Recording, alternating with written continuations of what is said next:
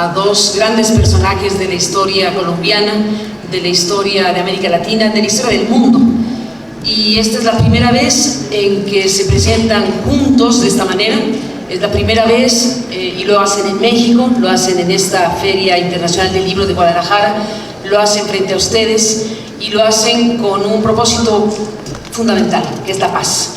Yo creo que estamos esta noche pues en un momento, como digo, muy especial, muy importante, y hay que aquilatar el significado profundo que tiene que estos dos personajes estén aquí para presentar este libro, para hablar de la experiencia, para hablar de la batalla por la paz que ha escrito Juan Manuel Santos, Premio Nobel de la Paz 2016, y tal como lo dijo el rector, de alguna manera lo repito ahora.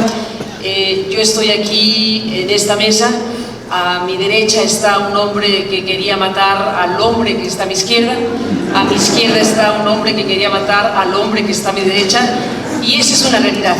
Ese es un punto en el que ambos personajes estuvieron en esta historia, y por eso lo que ha sucedido hay que contarlo, y hay que contarlo con amplitud, con profundidad, y hablar y preguntarnos sobre el desafío mayúsculo de construir la paz.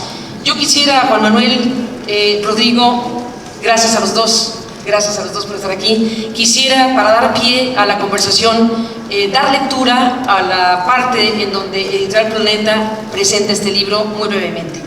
Este es el relato más completo que se ha escrito sobre el largo y difícil camino recorrido para terminar el conflicto con las FARC, la guerrilla más antigua del mundo.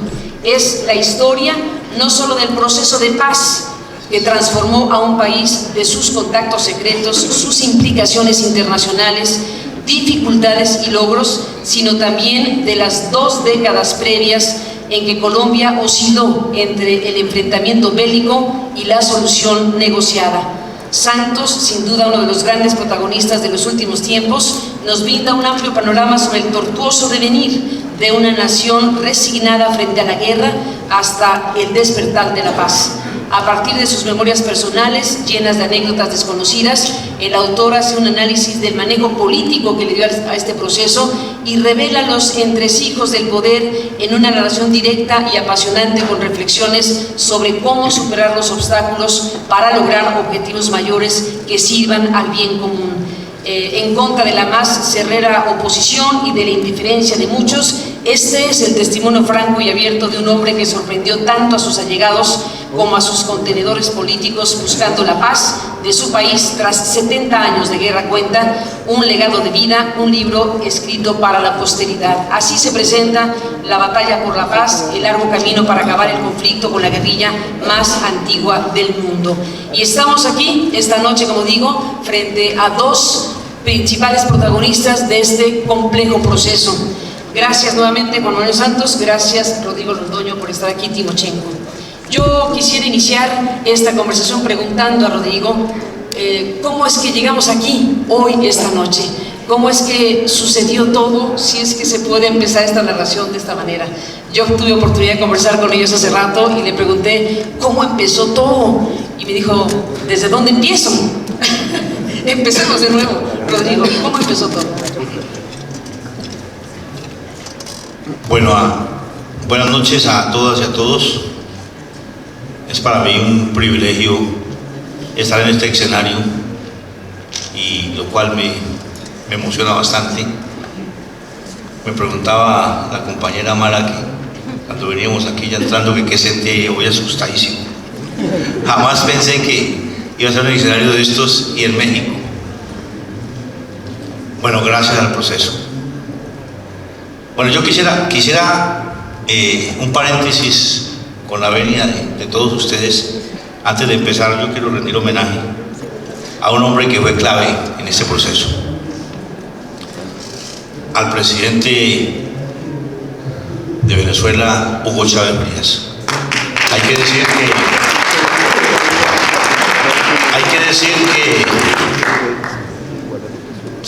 sin sus buenos oficios esto hubiera sido mucho más difícil y más complejo. Conocemos la resistencia del presidente Santos. Comienzo aquí a develar intimidades. la resistencia de cuando nosotros planteamos de que el hombre que nos garantizaba a nosotros confianza era el presidente Chávez, porque una cosa es hablar en este momento de lo que fue, los resultados, pero otra cosa es uno ubicarse en ese momento en que comenzamos, para empezar por algo de lo que empezamos, el proceso. Y recuerdo las reticencias que el presidente manifestó. Digamos, para nosotros es el hombre que nos da confianza, que estamos en medio de una confrontación sumamente dura, difícil y a muerte, como decía Carmen, y había siempre el temor, si habrá voluntad, no será una trampa, y necesitamos a alguien que nos diera esa confianza. Entonces lo recuerdo es porque a raíz del asesinato de Alfonso Cano, cuando se pensó que esto iba a fracasar, que apenas estaba iniciándose, el presidente Santos le solicitó a Hugo Chávez de que conversara conmigo. Él me convocó y yo pues con gusto fui. Estuvimos toda una noche conversando, y lo que quería destacar, porque es que siempre que estoy en estos escenarios lo recuerdo, que en determinado momento duramos toda una noche conversando, contándole cómo estábamos, lo que pensábamos, etcétera, etcétera. Y en determinado momento le dijo a uno de los asesores que estaba ahí con él, le dijo: cuando estos hombres estén en la actividad política abierta, hay que ayudarles. Y si la cosa en Colombia se pone sumamente compleja, necesitan escamparse unos 8 o 15 días, tenemos que abrir el espacio aquí en Venezuela. Yo lo miraba, pues no solté la risa por respeto, pero por dentro de mí decía: política abierta, cuando estamos en medio de la más profunda confrontación. O sea, la visión, quiero destacar la visión que él tenía de a donde podríamos llegar. Entonces, por eso es que recuerdo siempre su imagen y recuerdo esa conversación. Bueno, esto comienza, la confrontación pues comienza cuando el Estado colombiano en la década del 60, en medio de la Guerra Fría, decide bombardear varias regiones campesinas, donde campesinos que venían de la violencia anterior, de la violencia bipartidista liberal conservadora, estaban asentados en distintas regiones como El Pato, Marquetalia, Río Chiquito, Guayabero, y se consideran como un peligro para la seguridad nacional, y se establece el famoso Plan Lazo, orientado por los Estados Unidos, que recordaba hoy en la entrevista cómo el representante norteamericano en la mesa en La Habana nos reconoció que esa había sido una gran equivocación de los Estados Unidos. Y esa gran equivocación llevó a bombardear esas regiones de campesinos organizados que estaban planteando las reivindicaciones normales y naturales de los campesinos: tierra, carreteras, salud, educación, garantía de la compra de los productos, etc. Y reciben ese bombardeo. A raíz de eso, lo dice el programa agrario de los guerrilleros, que es el programa con lo cual se establecen ahí las banderas que recogen los campesinos en Marquetalia. Ensayamos todas las vías pacíficas y nos fueron cerradas. Hemos tomado la decisión de iniciar un proyecto político con las armas en la mano. Y es ahí donde surgen las FARC, las Fuerzas Armadas Regionales de Colombia, Ejército del Pueblo. Y es una confrontación que dura más de 50 años, 53 años, en que siempre estuvimos con esas banderas y con ese objetivo, pero también siempre levantando, porque desde Marquetalia se levantó el llamado a que se dialogara, a que buscáramos las vías, no la vía de la confrontación, sino del diálogo para resolver los problemas que hubiesen. Y no fue posible. Y después, en todo momento que se dio la posibilidad, siempre estuvimos ahí en la búsqueda de esa salida política. Incluso conocí unos documentos inéditos, y que creo que en las FARC no los conocíamos, unas cartas que intercambiaron en el año 72 entre el general Matallana, que fue quien condujo la operación Marquetalia, y Manuel Morlanda Vélez, buscando caminos para tratar de conversar y tratar de resolver el conflicto a través del diálogo. Desafortunadamente, la voz de ese general no fue escuchada por el alto gobierno en ese momento. Y después seguimos, cada que presentaban posibilidades, lo buscábamos. Incluso en el gobierno nada grato de recordar de Turbay Ayala, que ya en sus postrimerías nombró una comisión de paz a cuya cabeza estuvo el expresidente Carlos Lleras Restrepo. Cuando llamó al diálogo, fuimos a buscar ese diálogo. Simplemente pedíamos una condición de que se levantara el estado de sitio, cosa que yo fui el razonero en esa época, lo contaba, yo era guerrillero raso en ese momento y fui enviado por el secretariado a hablar con el presidente Carlos Lleras Restrepo para buscarle pues, la posibilidad de dialogar. Él me lo dijo claramente: esto es imposible porque una de las condiciones que nosotros planteamos era que se levantara el estado de sitio. Y me lo dijo con mucha claridad: los militares no van a dejar, no lo dejan levantar. O sea, se cerró esa posibilidad. Después viene Belisario Betancur, un hombre convencido de la paz, un hombre de buena fe, se embarcó en ese proyecto. Logramos un acuerdo que es algo que hay que rescatar, porque con él logramos los acuerdos de la Uribe. Era un acuerdo donde prácticamente nos firmamos para desaparecer como insurgencia, como grupo armado, incluso sin las gabelas, por decirlo de alguna manera, que logramos ahora. Simplemente la reincorporación sobre la base de la buena voluntad de impulsar en el Congreso una reforma agraria y una reforma política. Pero desafortunadamente, pues ese poder real que se mantenía en ese momento frustró esa posibilidad. Y ahí seguimos buscando, muy largo que... Muy largo. Buscando posibilidades, que el proceso es muy largo, son más de 50 años. Exactamente, no tenemos tanto tiempo, ¿eh? Y bueno, no pudimos, un ensayo que yo sé que todo el mundo se pregunta, el Caguán, no fue posible. En el Caguán que estamos en unas circunstancias, claro, desde el punto de vista militar muy favorables para nosotros. Desafortunadamente lo que hizo el presidente Pastrana fue ganar tiempo para hacer lo que después hizo la reingeniería militar, iniciar una ofensiva como nunca antes se ha visto en América Latina, una ofensiva contra un movimiento insurgente. Y bueno, para agilizar pues llegamos a esta etapa donde encontramos un presidente que representa un sector de la clase dirigente que se la quiso jugar. ¿Qué planteamos nosotros?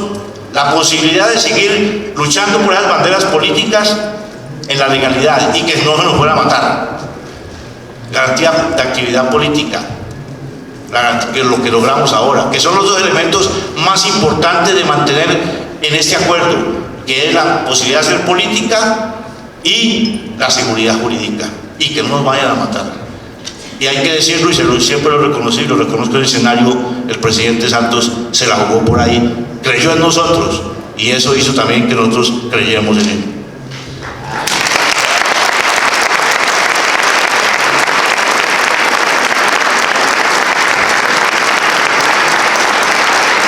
La batalla por la paz, doctor Juan Manuel Santos, ¿cómo lo cuenta usted? Este libro lo que pretende hacer, y quiero antes de seguir saludar a todos y agradecerles su presencia aquí, saludar a Mario Vargas Llosa, amigo de mucho tiempo, decirles que lo que quise hacer con este libro fue una historia de cómo se hizo la paz en Colombia, que no comenzó conmigo, como aquí se ha dicho, comenzó mucho tiempo atrás. Todos mis antecesores en una u otra forma quisieron lograr la paz, no pudieron por diferentes circunstancias. Y si uno analiza hacia atrás, que fue lo que hicimos nosotros en un equipo, analizando todos los procesos de paz en Colombia y todos los procesos de paz que se han negociado para resolver conflictos armados en el mundo, qué lecciones podíamos aprender, qué errores no debíamos repetir. Y poco a poco fuimos, como lo dice el libro, identificando las condiciones necesarias. Y quiero aprovechar para decir algo sobre Chávez. Chávez era tal vez mi peor enemigo y yo era su peor enemigo. Cuando yo ejercía el periodismo, comencé a criticarlo desde que era candidato porque no creía en su revolución bolivariana. Así lo dije todo el tiempo y lo sigo sosteniendo.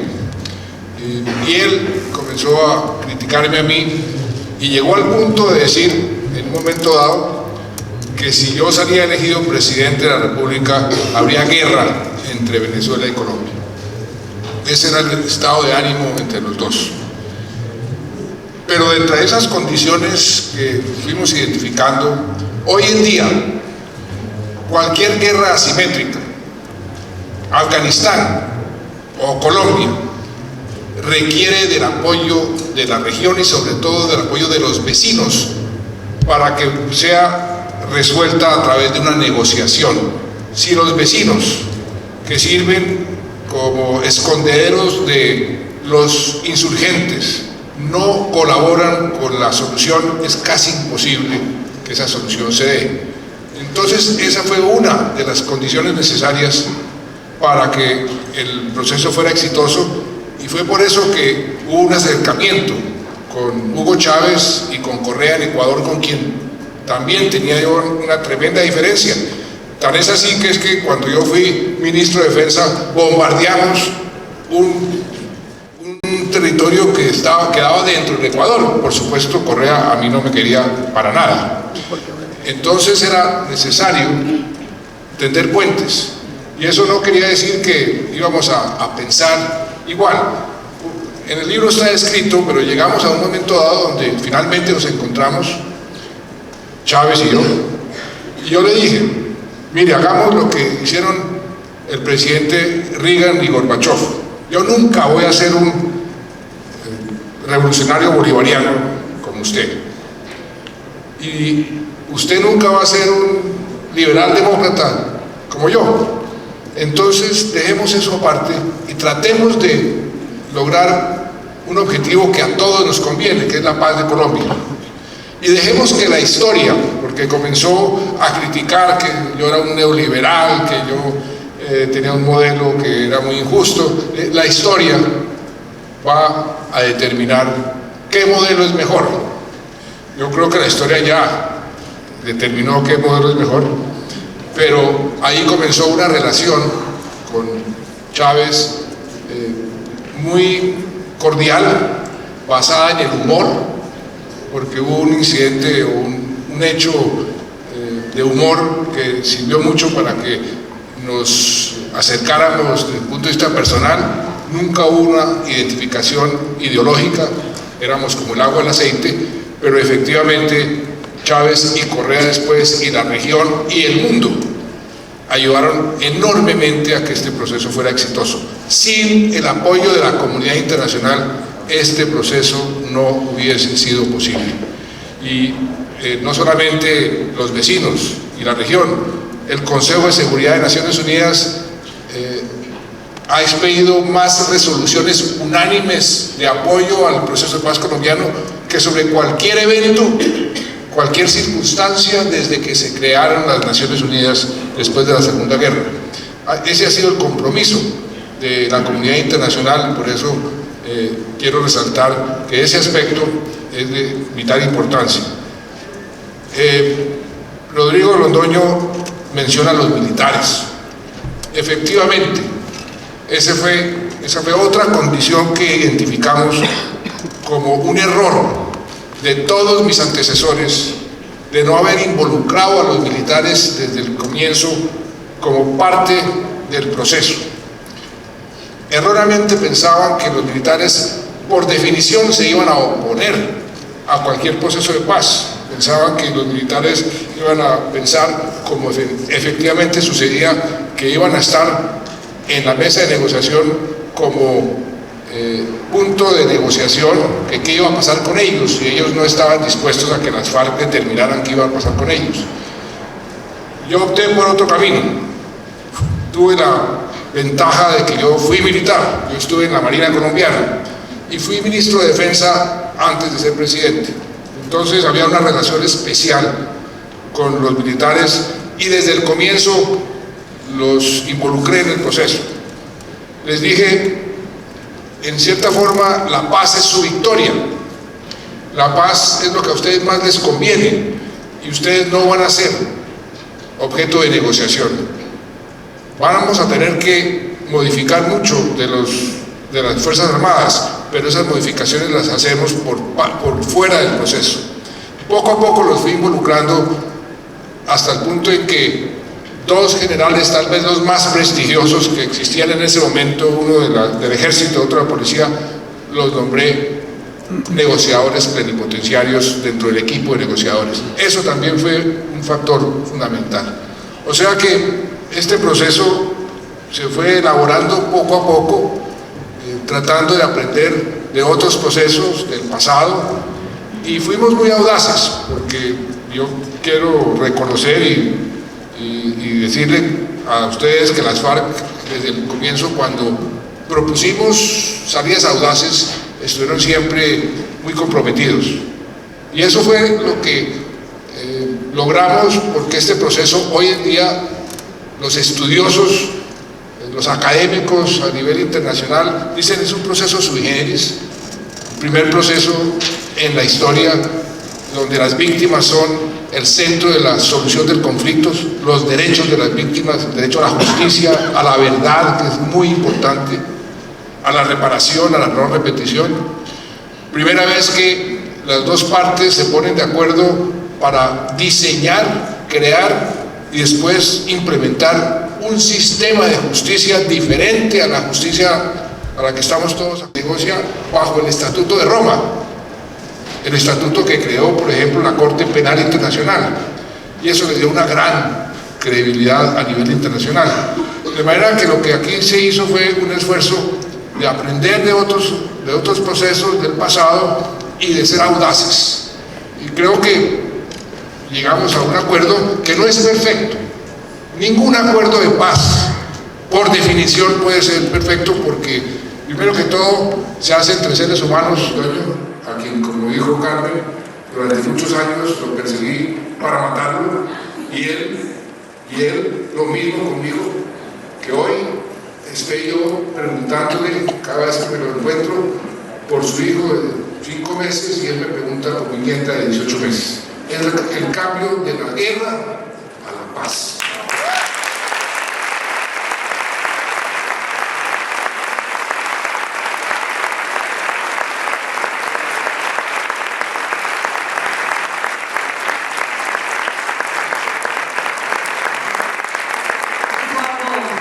Dijo algo, doctor Santos, sobre Chávez, y me quedó la duda. Dijo que un hecho de...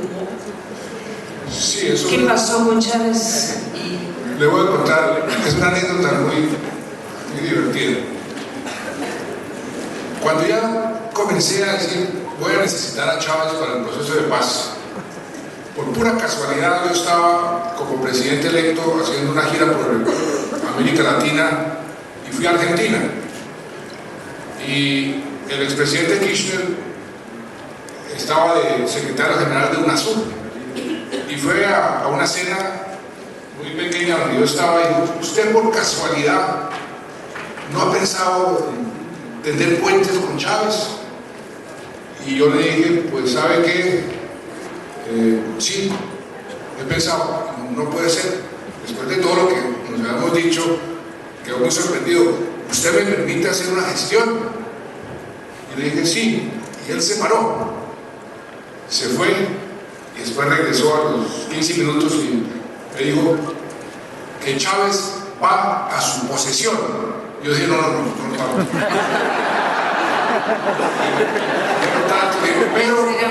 pero dígale que lo invito 3 días más tarde a un sitio que le va a interesar mucho, que fue donde murió Simón Bolívar, la quinta de San Pedro Alejandrino, que queda en el Caribe colombiano, cerca de Santa Marta, que lo invito allá para que nos reunamos el 10 de agosto, día de mi cumpleaños. Entonces llegó Chávez el 10 de agosto, y él le gustaba la fernalia, el show. Entonces siempre llegaba con 5 aviones, y él esta vez llegó con unas banderas blancas. Siempre hacía una rueda de prensa y comenzaba a decir, aquí vengo a hacer la paz con Santos. Y entonces agitaba las banderas blancas en un día muy especial, en un día donde cumple el presidente Santos 48 años. Yo estaba en la quinta de San Pedro Alejandrino esperándolo, bastante nervioso. Mi canciller, más nerviosa que yo, ¿cómo íbamos a romper el hielo después de lo que nos habíamos dicho este señor y yo? cómo íbamos a saludarnos. Y cuando yo vi eso por televisión, a Chávez haciendo su show, me acordé de un consejo que han dado grandes estadistas, Churchill y Lincoln. Era una persona con mucho humor, Roosevelt. El humor es muy importante. Entonces le dije a la canciller: mire, cuando llegue Chávez a saludarme, voy a hacer algo que no le cuento porque usted entonces no me deja, pero no entre en pánico. Y efectivamente llegó Chávez, abrió la puerta y él era muy efusivo y fue a abrazarme. Y yo, muy serio, le extendí la mano y le dije: presidente Chávez, esto comenzó muy mal. Y él quedó estupefacto. ¿Qué pasó? ¿Qué pasó? ¿Qué ha sucedido? Usted hizo unas declaraciones que me ponen en serios problemas. Y él pensó: pero sí, lo único que he dicho es que vengo a hacer la paz con usted el día de su cumpleaños. Me dijo: precisamente, usted dijo que yo cumplía 48 años, yo cumplo 58 y a partir de este momento mi señora me va a demandar mucho más. Eso rompió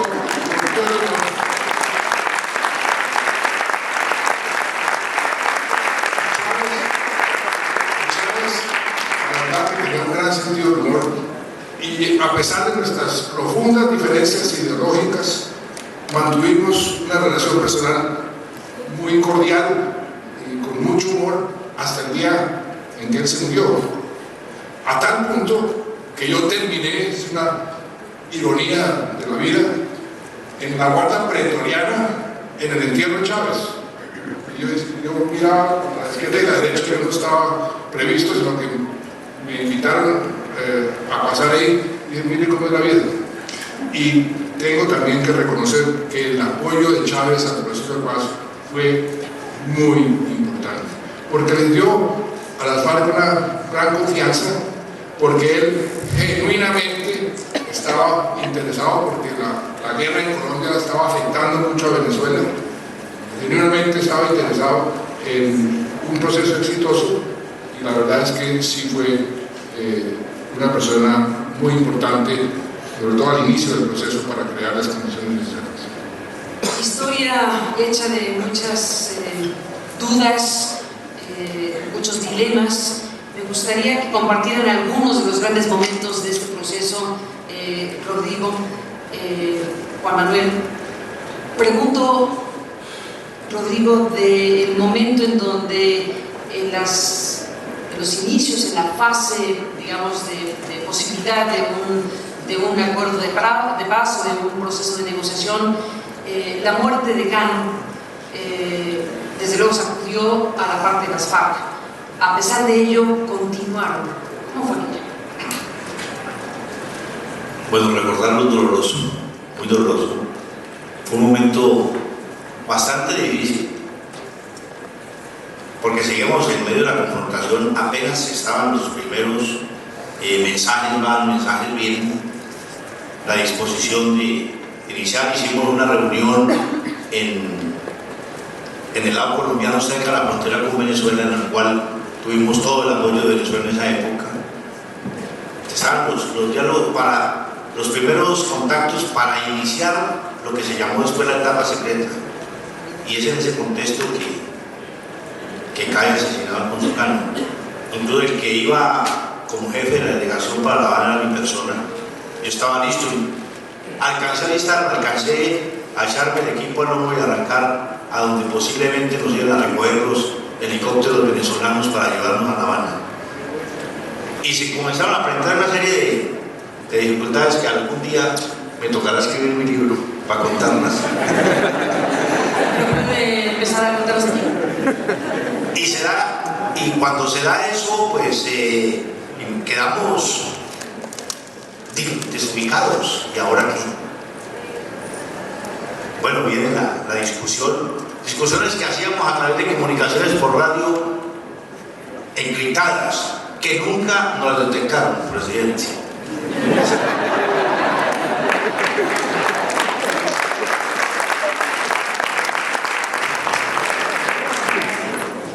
y fue el intercambio, eso fue duro y difícil, argumentos de muchos compañeros, era el núcleo del secretariado, que éramos 9, en ese momento 8 ya sin la presencia de Alfonso.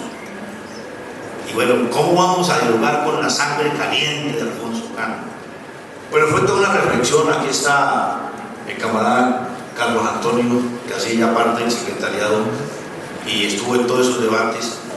Y bueno, aquí sí, el duro, doloroso peso fue la guerra, que se dio circunstancias nada graves de recordar.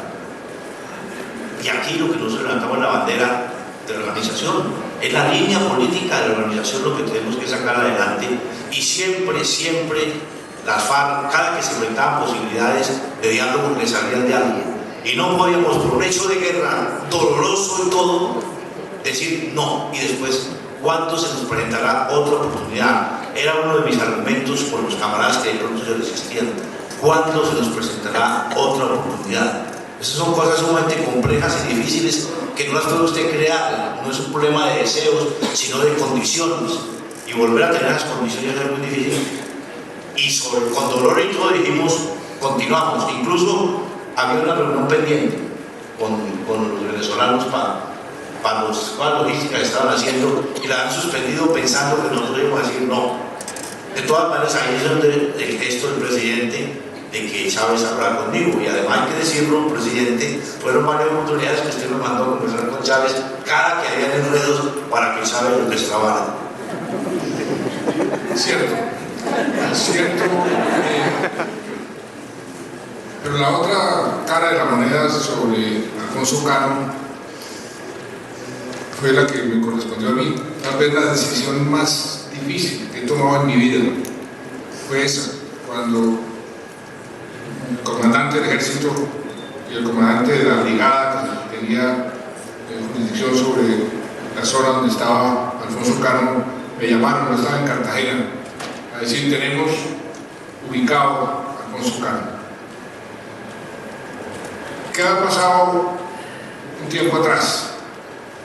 Que en esos intercambios iniciales yo les había mandado decir a las FARC que íbamos a hacer una negociación donde nada está acordado hasta que todo esté acordado. Esa es una técnica de negociación, y que yo no iba a aceptar ni iba a decretar ningún cese al fuego hasta que no tuviéramos unos acuerdos, porque nosotros considerábamos que las FARC siempre se aprovechaban del cese al fuego para fortalecerse militarmente y políticamente. E inclusive en ese intercambio yo les dije: ustedes seguimos negociando en medio de la guerra, y es lícito que ustedes me maten a mí y viceversa. Con esas palabras y con esas expresiones. Entonces, cuando llegó el momento donde mis militares me dicen: tenemos ubicado a Alfonso Cano, con quien yo ya había comenzado a tener intercambios indirectos, para mí fue muy difícil, porque desde el punto de vista de generar confianza con las FARC, pues eso lo iban a interpretar como una especie de traición, aunque estábamos siguiendo las reglas del juego que habíamos acordado. Guerra es guerra, y mientras siga la guerra vamos a conversar, que además fue una decisión deliberada, pero que fue muy difícil de administrar. Ahora, más tarde les puedo contar sobre eso. Pero por el otro lado tenía a los militares. Este era el objetivo de alto valor que ellos habían añorado durante muchísimos años.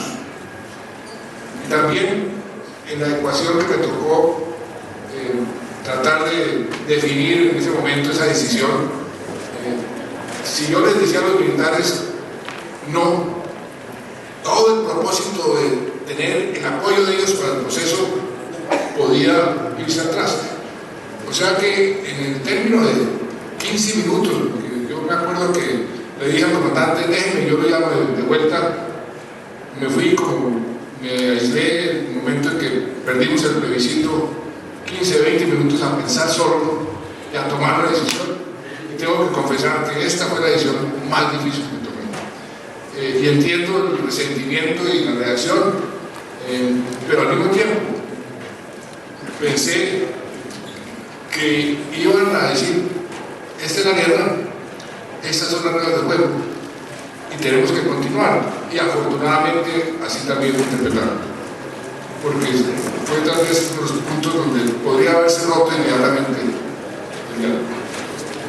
Otro elemento de este proceso que desde luego será muy interesante escuchar ahora cómo lo vivieron con cada una de las partes, tiene que ver con el plebiscito, que no era un elemento estrictamente indispensable en términos legales, pero que decidió hacer este ejercicio. ¿Cómo lo vivieron ustedes? ¿Qué significó aquello? Tengo que decirles que las FARC me dijeron, como mucha gente, no se meta a un plebiscito. Eso puede salir mal.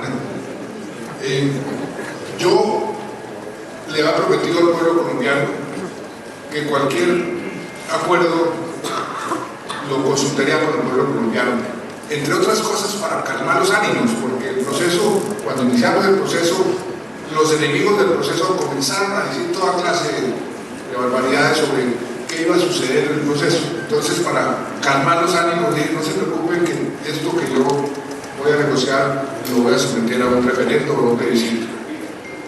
Cuando perdimos el plebiscito, nunca me imaginé que lo íbamos a perder. Nunca se me pasó por la imaginación. La primera reacción fue aceptar el resultado. Fueron 50.000 votos, una diferencia de menos del medio por ciento. Y mucha gente me dijo: no acepté ese resultado por dos razones. Primero, porque el huracán Matthew había pasado por Colombia. Generalmente los huracanes pasan por el norte de Colombia, no tocan a Colombia, pero este pasó por Colombia y inundó todo el Caribe, que era la región más favorable al proceso de paz. Perdimos 4 millones de votos. Por otro lado, había una serie de informaciones sobre la cantidad de lo que ahora llaman hechos alternativos, los fake news, que se han generado a través del proceso. Pero dije: no, aquí hay que aceptar las reglas del juego de la democracia, y lo primero que hice fue aceptar que perdimos el plebiscito. Pero afortunadamente la Corte Constitucional, cuando aprobó el plebiscito, porque el plebiscito no es una figura que está dentro de nuestra Constitución, no es una figura normal, tuvimos que pasar una ley y la Corte tuvo que darle su bendición a ese plebiscito. Había establecido que si llegábamos a perder el plebiscito podíamos renegociar el acuerdo, pero no podíamos volver a hacer otro plebiscito, sino tendríamos que utilizar los procedimientos que estaban establecidos en nuestra Constitución, que es ir al Congreso y someter el acuerdo al Congreso, y el Congreso lo somete a la Corte Constitucional. Y eso fue lo que hicimos. Llamamos a los del no, los sentamos a negociar. Yo también tengo que reconocer a las FARC que fueron muy generosos en aceptar esa renegociación. De 59 puntos que los voceros del no pusieron sobre la mesa, les aceptamos 57. Fue un nuevo acuerdo y lo sometimos al Congreso, y el Congreso lo aprobó por abrumadora mayoría. O sea que todo esto que están diciendo y que siguen diciendo que yo me burlé de la democracia, de la Constitución y de las leyes, es falso. Todo lo contrario, lo que hice fue usar la ley, usar la Constitución y usar los fallos de la Corte para poder renegociar un nuevo acuerdo.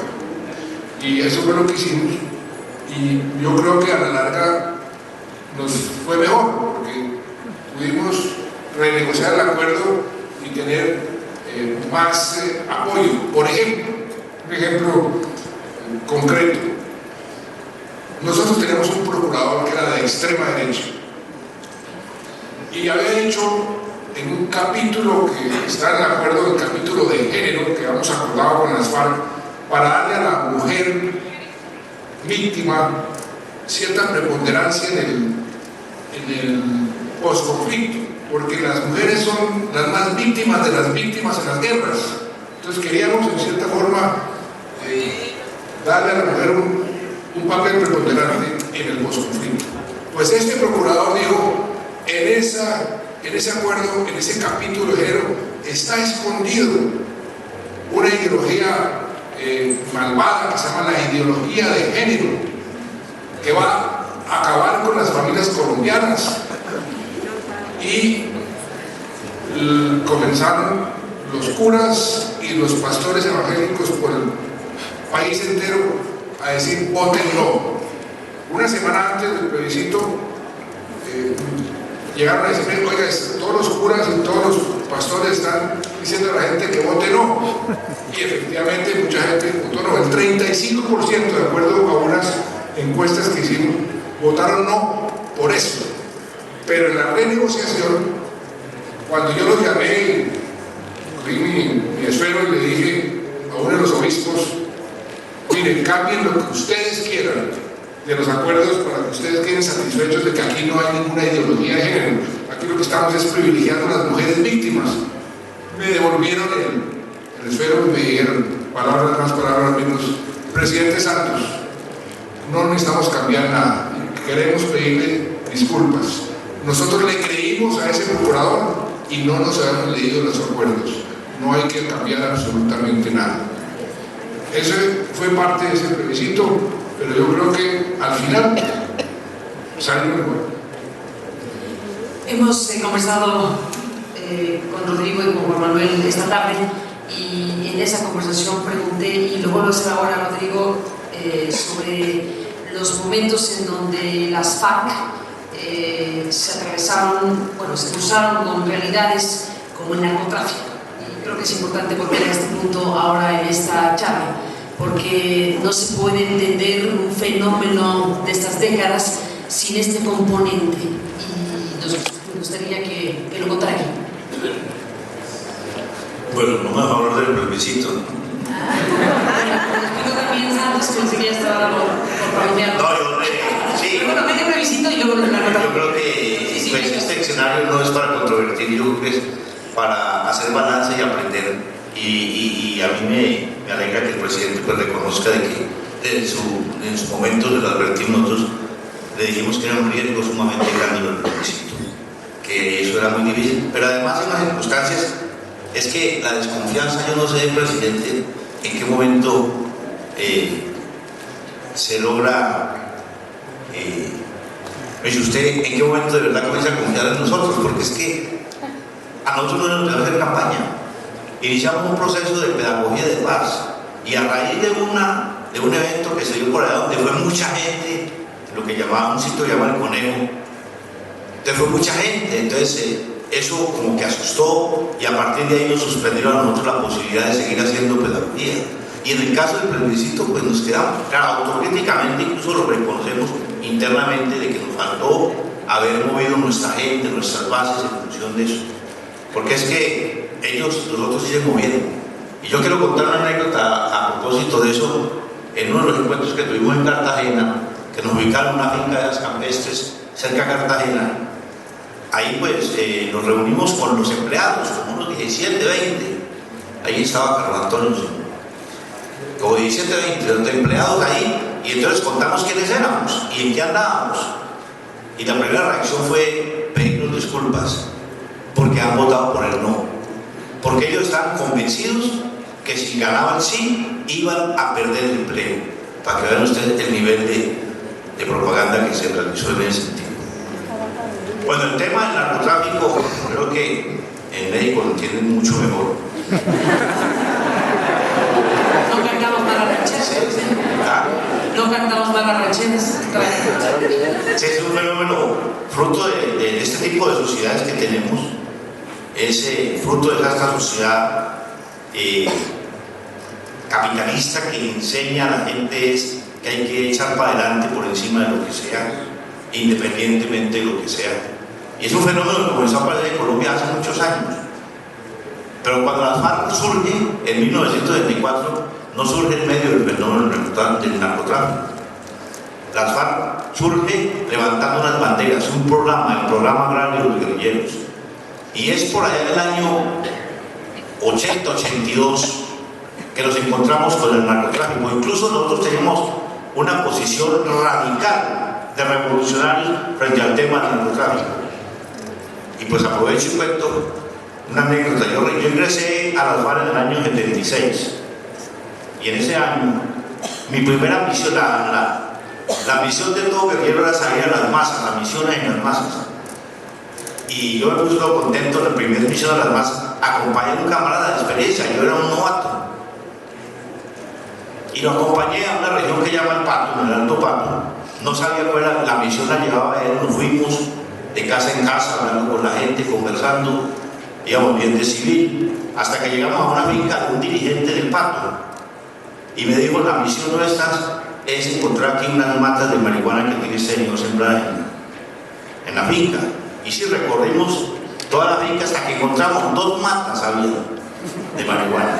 Las arrancamos, las cogimos y las llevamos a la casa, y en el corredor se les tiraba ahí en el corredor de la casa, y la charla que ese compañero le dio a mí, yo sufría la charla que le dio sobre moral, sobre que eso no se debía hacer, lo que significaba, etcétera, etcétera.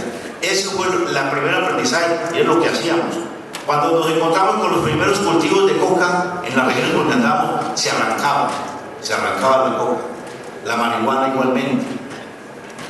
Y es ya en la 7ª conferencia cuando se aboca en una discusión colectiva de ver ese fenómeno, de que era un fenómeno económico-social, que si nosotros seguíamos con esa política, pues nos íbamos a quedar sin apoyo. Y ahí se hace un análisis, primero pues, desde el punto de vista también financiero, de que eso daba plata, de que haya algo plata, y de que no podíamos seguir en esa campaña porque nos íbamos a quedar sin masas, y se define una política frente a los campesinos, de insistirle, de educarlos para que trataran de aprovechar ese cuarto de hora en función de mejorar su nivel de vida. Y comenzamos una campaña de impuestación a los narcotraficantes. Es en esa conferencia donde se define con claridad, incluso planteando de que el campesino era el que menos debíamos afectar en el sentido de la impuestación. Y comenzamos a partir de ahí a impuestar toda la actividad que tenía que ver con el narcotráfico. Y es más, en algún momento se pensó que ahí íbamos a encontrar las finanzas para hacer la revolución en Colombia. Y nos estrellamos. Nos dimos cuenta desde el principio que la actividad narcotráfico como tal es incompatible desde todo punto de vista con el ser revolucionario.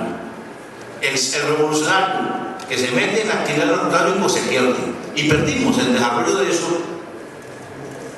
cuando habían compañeros mandos nuestros que bajaban la actividad ideológica con sus combatientes, esos combatientes absorbían el narcotráfico.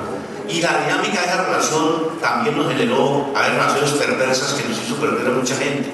Y puedo contar anécdotas como esta, por ejemplo. ¿Qué hacían los compañeros? Al que se le daba la tarea, usted, al que encargado de cobrar el impuesto, aparecía el narcotraficante por la zona comprando, venga para acá, ¿cuántos kilos lleva? Entonces, por cada kilo estamos. Ahí se establecen, somos seres humanos, se establece una relación y comienza a conversar, ¿y usted quién es? ¿Y usted dónde vive? ¿Su familia? Etc. Y bueno, ahí conversando, no, mi mamá vive en Villavicencio, ¿qué tal? Y de pronto le da datos. Al próximo viaje viene el personaje y le dice al guerrillero, hombre, fui donde su mamá, saludos le manda. No, como está viviendo la pobre vieja. Yo le dejé para un mercado, les ayudamos en esto, etc. Él iban haciéndole favores a la gente nuestra. Favores que después a la larga iban a cobrar. Y había gente que se dejaba meter en eso y a la larga, compañeros que perdimos. Y es larga la lista de combatientes y de mandos que perdimos en eso, que nos asimilaban. Es decir, nosotros, y lo hemos negado, y a mí me dicen, ¿usted por qué es tan cínico? No, yo tengo la certeza, la organización como tal, como FARC, nunca estuvo involucrada en el narcotráfico, nunca fuimos lo que se dice un cartel de narcotráfico, porque no hubiéramos necesitado este proceso para dejar de existir, y no habría acuerdos ni nada de ese tipo si hubiéramos sido narcotraficantes, porque además son visiones del mundo completamente distintas. Uno estaba en la FARC, no recibía 5 centavos de sueldo, el narcotraficante está en su actividad para enriquecerse y para lo que ellos llaman, entre comillas, vida buena. Nosotros es una vida de austeridad y de sacrificio todo el tiempo. Sobre el narcotráfico, yo quisiera decir lo siguiente. Cuando elaboramos la agenda, que fue un periodo de casi 2 años secreto, y fue muy interesante, yo desde ese momento tenía muy claro que ese tema teníamos que incluirlo dentro de la agenda. Las FARC siempre se resistió con un argumento válido. Decía, si nosotros aceptamos incluir ese tema, nos estamos en cierta forma autoincriminando, porque van a decir, ustedes sí tenían control sobre el negocio y Estados Unidos nos va a acusar, nos va a extraditar. Pero yo insistí, ese tema es un tema crucial, porque esa flecha venenosa del narcotráfico ha atravesado todo en el país durante los últimos 40 años y la violencia toda, incluyendo la violencia guerrillera, se ha nutrido el narcotráfico y tenemos que encontrar una solución. Lo que salió del acuerdo es una solución para los cultivos ilícitos, para darle a los campesinos una alternativa. Ningún campesino va a dejar que sus hijos se mueran de hambre si no les dan una alternativa, y si no hay alternativa van a continuar sembrando coca, como lo han hecho durante los últimos 30 años.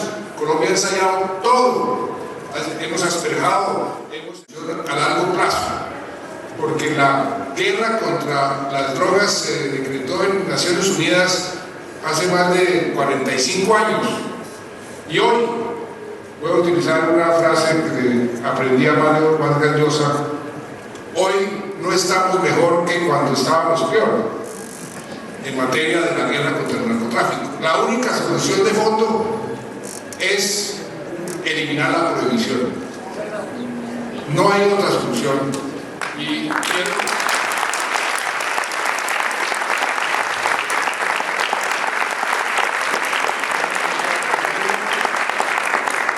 traer a colación una anécdota, ya que estamos en la Feria del Libro. La última biografía de Churchill, de un historiador que se llama Andrew Roberts, tiene una anécdota. Churchill llegó a Estados Unidos, a California por Canadá, en la época de la prohibición, y como todos sabemos, a Churchill le gustaba tomarse sus tragos, y llegó y pidió un trago. Oh, no, señor Churchill, eso aquí está prohibido. Y con ese sentido de humor, Churchill dijo: ¿qué país más extraño refiriéndose a los Estados Unidos? Esas utilidades fabulosas que se generan de la venta de los licores se las entregan a las mafias. En mi país se las entregamos al fisco. Eso resume lo que sería la solución. Pero yo iba a proponerles a las FARC que nos fuéramos por ese camino radical de eliminar la prohibición.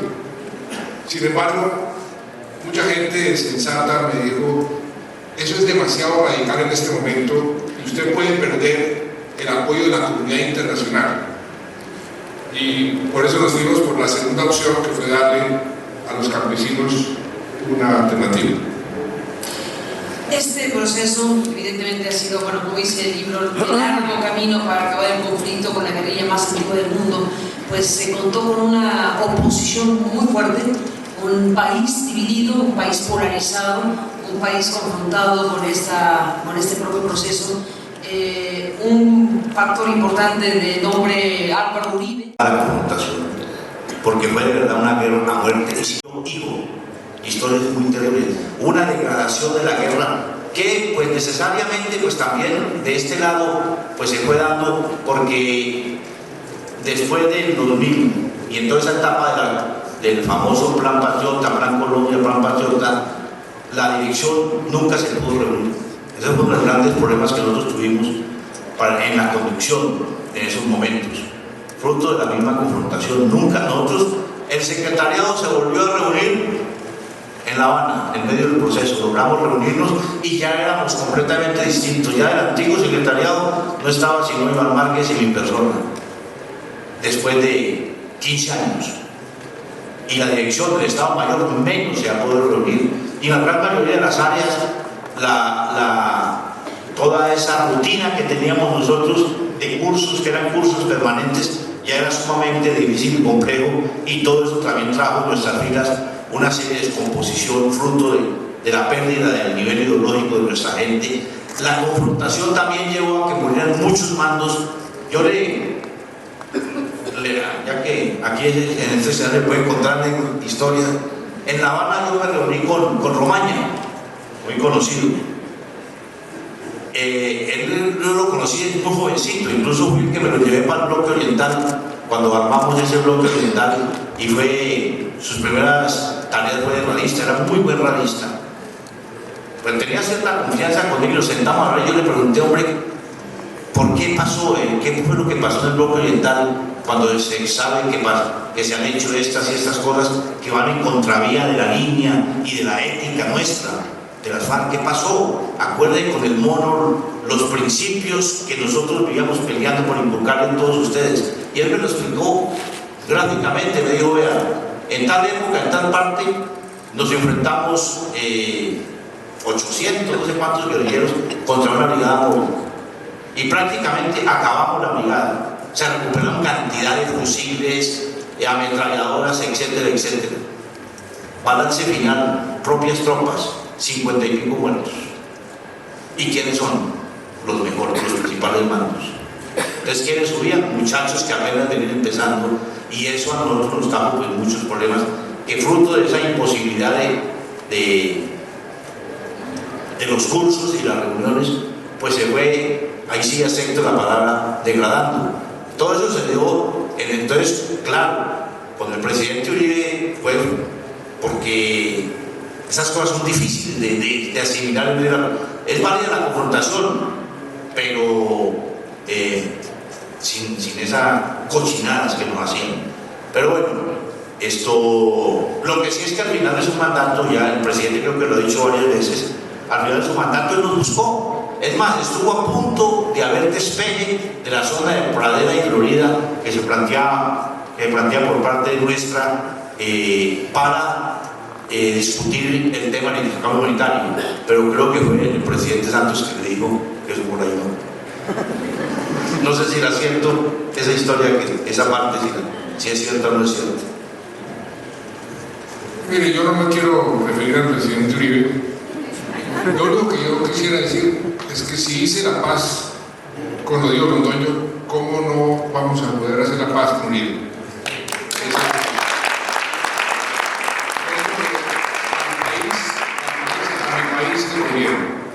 La polarización en cualquier país lo que hace es generar un ambiente muy difícil para poder gobernar.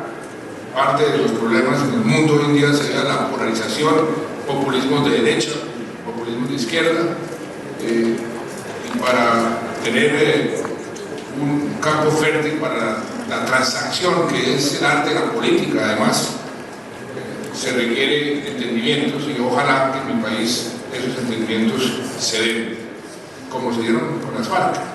Y creo que eso es lo que le conviene a Colombia, lo que conviene a América Latina y a muchos países del mundo por el día. Interpretamos esto como un llamado desde aquí. Interpretamos esto como un llamado desde Guadalajara. Yo muchas veces le mandé decir por intermedio inclusive de mi señora que está aquí presente, con la señora Uribe, empresarios, mire, deje esa posición tan radical en contra del gobierno. Bueno, el gobierno está bien, esa es la oposición, pero en contra del proceso. Si usted mismo quiso hacer la paz, ¿por qué está tan empeñado en atacar con cualquier tipo de argumento generalmente no válido un proceso que le conviene a todo el mundo? La explicación que nos damos muchos es porque eso le convenía políticamente, pero esa conveniencia política era muy malo y sigue siendo muy malo para el país. De manera que ese llamado a Uribe no es de hoy, es hace mucho tiempo, en todas las formas, pero ahí sí, como dicen, para bailar se necesitan dos.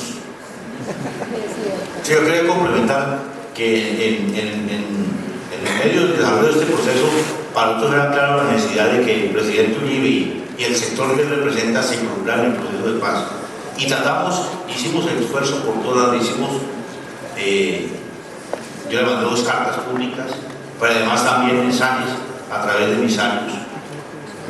Pero nunca fue posible que se involucrara y no se consideran. Es más, lo que estamos viviendo en Colombia en este momento es fruto de que ese sector no se involucró en el proceso de paz.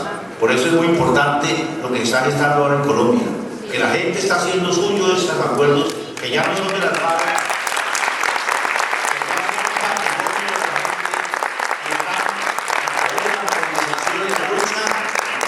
haciendo de que el gobierno cumpla en su integridad los acuerdos que ya son del pueblo colombiano.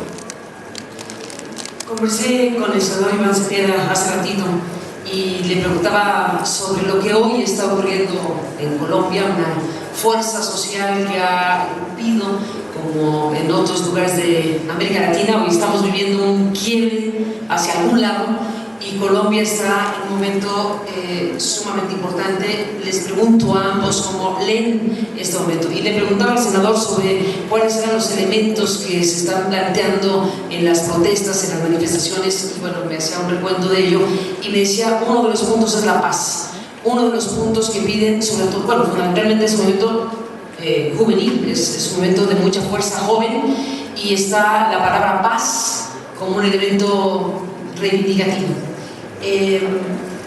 ¿Cómo entienden esta Colombia de fin 2019, doctor? Pues mire, Colombia no es la excepción en América Latina y en el mundo sobre un fenómeno que estamos viendo, producto de una serie de factores. Por ejemplo, la inequidad. Toda América Latina tiene ese problema de inequidad. La corrupción, que ha generado una reacción en la población como la que hemos visto en muchos países. Un fenómeno que también ha sucedido, que es interesante y que hay que ver cómo se canaliza mejor. Todos los países que hoy están protestando tuvieron 2 fenómenos: una baja muy importante en el índice de pobreza y un aumento muy importante en el índice de la población que entra a la educación superior. ¿Eso qué produce? Produce una multiplicación de las expectativas de la gente, que comienza a demandar.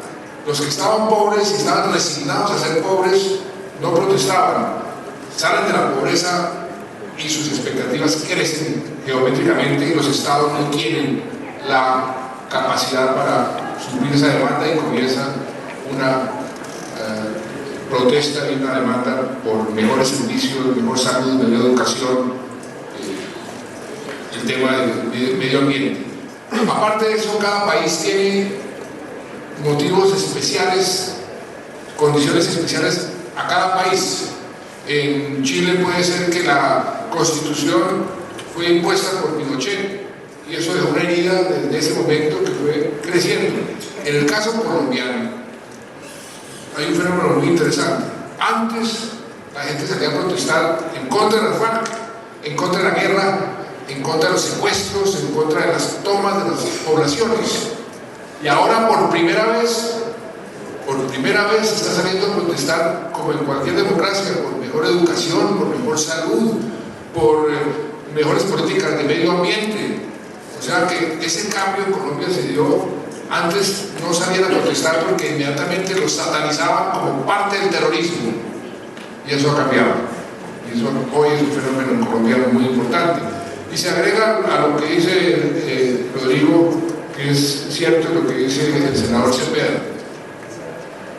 La gente se dio cuenta que era mejor vivir en paz que vivir en guerra, y le está exigiendo al gobierno más voluntad, más efectividad, que lo que dice el presidente, porque el presidente lo dice, se traduzca en hechos, en donde debe traducirse del cumplimiento de los acuerdos. Y ahí hay oportunidad de oro para el presidente de Colombia en este momento, porque casi que sería gratis. La plata se le dejó. Hay un sistema contable que se llama las vigencias futuras, que están ahí. Si él se compromete a cumplir los acuerdos como dice que los quiere cumplir, a no cambiarlos, o si los cambia, que sean de común acuerdo para mejorarlos. Nadie quiere impedir que se mejoren los acuerdos. Y por ejemplo, llama a las fuerzas políticas a negociar 2 puntos: la reforma rural integral y la reforma política. Eso apacigua el 80% de los que están saliendo a las calles a protestar. Ahí hay una oportunidad, ojalá la atienda, y eso es lo que está viviendo hoy en día Colombia. ¿Cómo lo usted vive? Desde que estuvimos buscando en distintos momentos la posibilidad del acuerdo de paz, cuando estábamos dirigidos y orientados por Jacobo Arenas y Manuel Marulanda, Jacobo siempre lo decía cuando estaba en medio de los procesos, que lo que se buscaba era abrir, creo que a veces utilizaba esa frase de las grandes alamedas, por donde fluya la lucha de masas, la lucha del pueblo por mejorar condiciones de vida.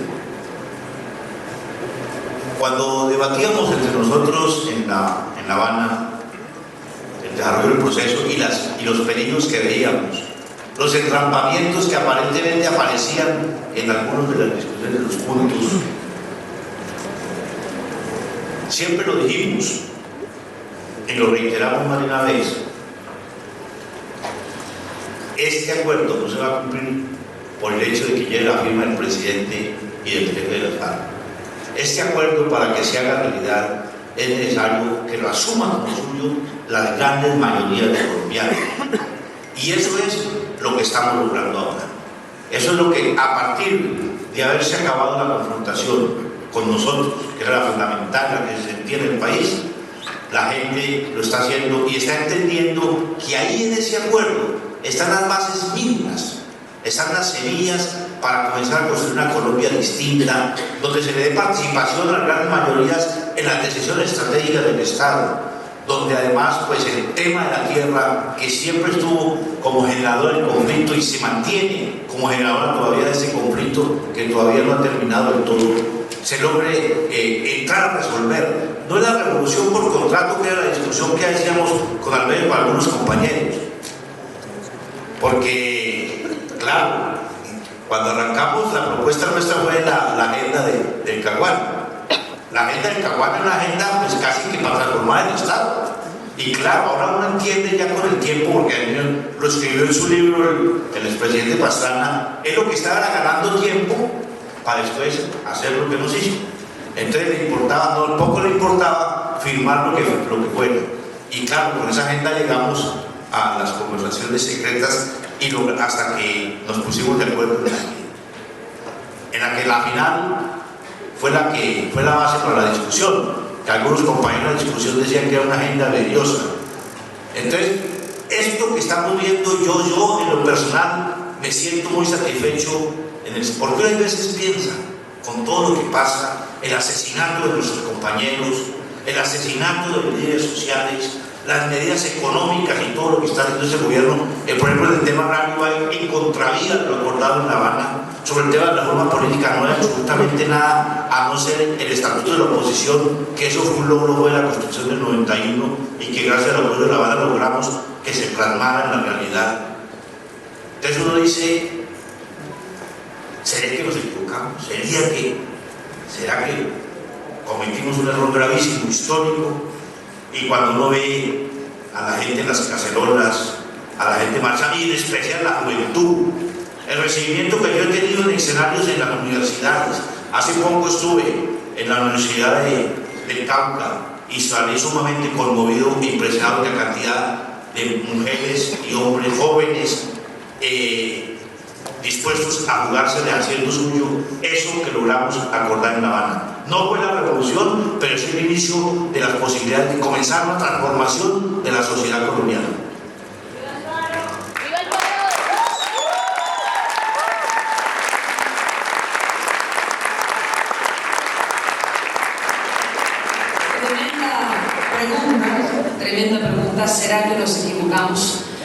pues algunos pensaron que sí y se regresaron. Son muchos. No, eso es un número muy pequeño, insignificante. Y ahora que es que incluso es que no pagan ni hablar de eso, en medio de toda esta situación, nadie habla de eso. ¿Quién va a decirle a la gente que se está moviendo por...? Yo estuve en la movilización de Medellín el 21, fueron 7 horas, casi me sacan de cansancio. Fueron 7 horas y 7 horas y marché al lado de los estudiantes, estuve con la barra de Nazaret de Medellín que marcharon juntas. Y la alegría, yo decía, ¿a qué hora se acaban de venir estos muchachos? Brinquen, bailen, griten. Y no, esto no tiene reversa. ¿Cómo les podemos decir, oiga muchachos, vamos para la segunda Marquetalia? Lo linchan. El tema de la justicia, la mencionó Juan Manuel al principio, creo que es importante preguntar sobre la enorme dificultad de implementar los acuerdos. Desde luego fue complicadísimo y todo lo que han contado aquí para llegar a estos acuerdos y a este que ya tiene juridicidad. Este acuerdo es el primer acuerdo que se hace bajo el paraguas del Estatuto de Roma. Y la justicia transicional está en el Estatuto de Roma como una justicia aceptada por la comunidad internacional. Y ese tipo de justicia es muy difícil que la gente común y corriente la entienda. Nosotros estamos acostumbrados a otro tipo de justicia, una justicia punitiva, no una justicia restaurativa y reparadora de los derechos de las víctimas. Entonces, cuando los máximos responsables de crímenes de guerra, crímenes de lesa humanidad, no van a la cárcel durante X número de años, mucha gente dice, pero aquí hay impunidad. No, aquí no hay ninguna impunidad. Aquí hay una justicia diferente, con sanciones diferentes, siempre y cuando, por ejemplo, digan la verdad. Reparen a las víctimas, pero no yendo a la cárcel, sino en otra forma. Entonces no es que haya impunidad, es que la justicia es diferente. Y la justicia transicional que negociamos es una justicia muy elaborada, que después, con esa tradición que tenemos nosotros, herencia de los españoles, de los incisos, de los artículos, de los procedimientos, establecimos una justicia demasiado, diría yo, sofisticada, y por eso pues se demora en producir resultados, pero ahí está, y está trabajando, y hay que apoyarla, porque es la columna vertebral de los acuerdos, y es un ejemplo para otros acuerdos hacia el futuro. El mundo entero está vigilante de qué pasa con la justicia transicional, y yo lo que espero es que muy pronto esa justicia comience a dar resultados para demostrar que no va a haber todos los culpables van a estar sancionados, pero los máximos responsables por lo menos van a ser juzgados y sancionados de acuerdo a sus crímenes y de acuerdo a los parámetros de la justicia transicional. Esto es algo nuevo. En esto estamos, como dice la canción, haciendo camino al andar, pero es un camino muy interesante porque es otro tipo de justicia, y eso es lo que estamos aplicando con las dificultades normales de algo tan ambicioso y tan elaborado. Esperen ustedes.